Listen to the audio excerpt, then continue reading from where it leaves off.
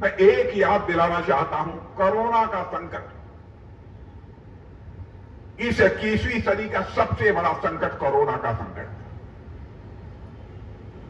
बहनों भाइयों, दुनिया यह मानकर चल रही थी क्या होगा। कुछ लोग कहते थे आधी आबादी ही समाप्त हो जाएगी दुनिया से, और गरीब देशों के लिए तो कहा जा रहा था कहां से इस संकट से निपटने के लिए उनके पास संसाधन आएंगे। और आपको जानकर आश्चर्य होगा कि भारत में कोरोना का वैक्सीन, कोरोना का टीका बनता नहीं था। हम लोगों की बैठक बुलाई प्रधानमंत्री ने, चटपट सुबह ही पहुंच गए वैज्ञानिकों के पास। उन्होंने कहा कि जितने भी धन की आवश्यकता होगी सारा धन मैं मुहैया कराऊंगा मेरे वैज्ञानिकों। आपकी योग्यता, आपकी क्षमता, आपकी प्रतिभा पर हमको भरोसा है। कोरोना का वैक्सीन जल्दी से जल्दी तैयार करो, जो भी आवश्यकता होगी मैं मुहैया कराऊंगा। गरीबी दूर करूंगी।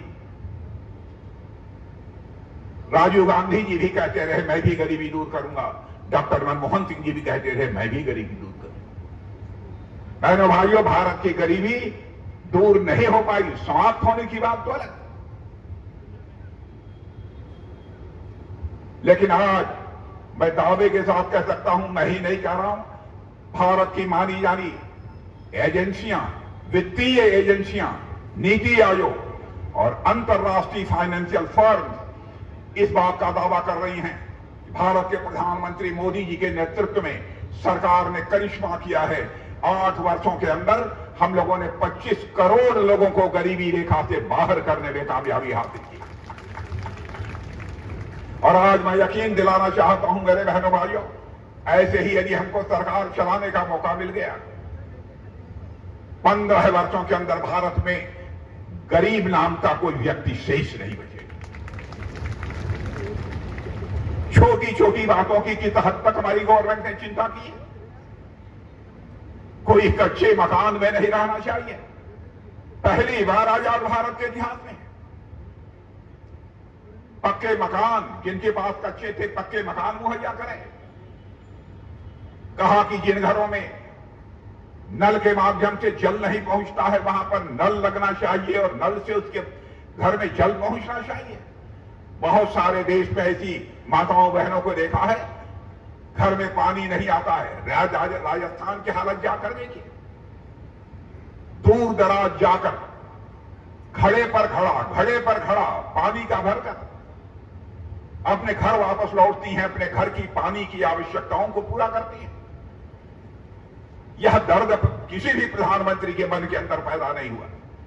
यह दर्द का एहसास यदि पहली बार किसी ने किया है तो हमारे प्रधानमंत्री ने किया है, और यह फैसला किया है भारत में एक घर शेष नहीं बचने चाहे पाएगा जहां की नल के माध्यम से जल न पहुंचे। आज निश्चित रूप से हम भिवानी महेंद्रगढ़ लोकसभा की जीत पर मोहर लगा चुके हैं। ये आपने सुनिश्चित कर दिया है, आपकी इस भीड़ ने ये तय कर दिया है। माननीय रक्षा मंत्री जी को भिवानी पहुंचने पर उनका स्वागत अभिनंदन भी करता हूं। साथ साथ में आप सबका तरफ से एक विश्वास भी दिलाता हूं कि भिवानी विधानसभा की तरफ से हम 9 की 9 विधानसभाओं से इस लोकसभा के अंदर भारी मतों से, रिकॉर्ड मतों से इस लोकसभा जीत को जिता कर भेजेंगे।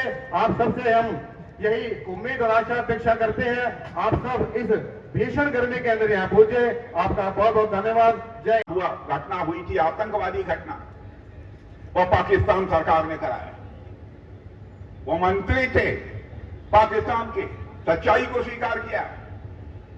और जिस व्यक्ति ने यह कहा है उसने कहा है, राहुल गांधी की तारीफ की है। अंग्रेजी में उन्होंने कहा राहुल ऑन फायर। माने राहुल की प्रशंसा पाकिस्तान में हो रही है। बहनों भाइयों, यदि राहुल गांधी की जगह मैं होता, पाकिस्तान यदि ऐसा कुछ बोलता कि पाकिस्तान की सरकार ने भारत में आतंकवादियों को भेजा था और हमारी तारीफ करता, तो बहनों भाइयों ऐसी तारीफ को मैं ठोकर मार देता, उसको मैं नकार देता। राष्ट्रीय स्वाभिमान की भावना मनुष्य के हृदय की सबसे बलवती भावना होती। चंद्रशेखर आजाद, सरदार भगत सिंह, खुदीराम बोस, अशफाकुल्लाह खान, यही स्वाभिमान की भावना थी। भारत माता के पैरों में पड़ी दास्ता की बेड़ियों को काटने के लिए हंसते हंसते फांसी के फंदे को चूक लिया। अशफाकुल्लाह खां 21 साल की जवानी थी, मां कहती थी बेटा जवान हो गया है, शादी कर ले, बहू ला, बूढ़ी हो गई हूं, मेरी देखभाल करेगी। लेकिन अशफाकुल्लाह के दिल में तो आजादी हासिल करने की दीवानगी थी। मुस्कुराकर मां के आग्रह को टाल देता था। लेकिन जब अंग्रेजों की हत्या करने के मामले में फांसी की सजा हुई, फांसी के मैं भी गांव का रहने वाला हूं, मैं कोई विदेशी नहीं हूं। ईमानदारी की बात है कि घर में यदि 5 मेंबर है तो 5 के 5 मेंबर 5-5 किलो लेते हैं। ये सही बात है कि नहीं? सही बात है तो बतला दीजिए। और कुछ परिवारों में तो मैंने ऐसा देखा है, देखिए जिनके यहां पैदावार बहुत अच्छी होती है उनकी बात मैं नहीं कर रहा। कुछ परिवारों को तो ऐसा मैंने देखा कि घर में 4 लोग 5-5 किलो ले रहे हैं, बच जाता है तो कहते क्या होगा, दुकान पर जाके बेच देते। यह स्थिति भारत की बनी है कि आज हम यह मुहैया कराने की स्थिति में है, इसलिए मैं इसकी चर्चा कर रहा हूं। एक से एक चुनौतियां आई हैं और आप पता लगा लीजिएगा, भारत ही नहीं दुनिया के अर्थशास्त्रियों के माध्यम से, यदि आपके घर के लोग विदेशों में होंगे, 2004 से लेकर 2014 तक डॉक्टर मनमोहन सिंह जी भारत के प्रधानमंत्री थे। उस समय 2004 में धन दौलत के मामले में, अर्थव्यवस्था के आकार के मामले में हमारा यह भारत दुनिया के देशों में 11वें स्थान पर 2004 में। 10 साल तक कांग्रेस ने हुकूमत चलाई, उसके बाद भी 2014 में भी भारत 11वें का 11वें स्थान पर बना रहा। मोदी जी ने करिश्मा किया है बहनों भाइयों।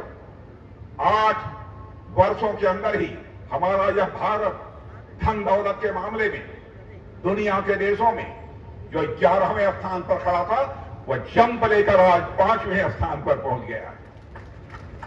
आपने देखा करिश्मा हो गया। जिस भारत में कोरोना का टीका बनता नहीं था, कोरोना का टीका बन गया। और मैं दावे के साथ कह सकता हूं, यहां भी जितने लोग बैठे हैं, कम से कम 2 डोज कोरोना का जरूर लगा होगा, कुछ लोगों को 3 डोज भी लगा। और केवल भारत में ही कोरोना का टीका नहीं लगा था, बल्कि विश्व के 100 देशों को कोरोना का टीका मुहैया कराया है तो भारत ने कराया है। मेरे बहनों भाइयों, यह है भारत की ताकत।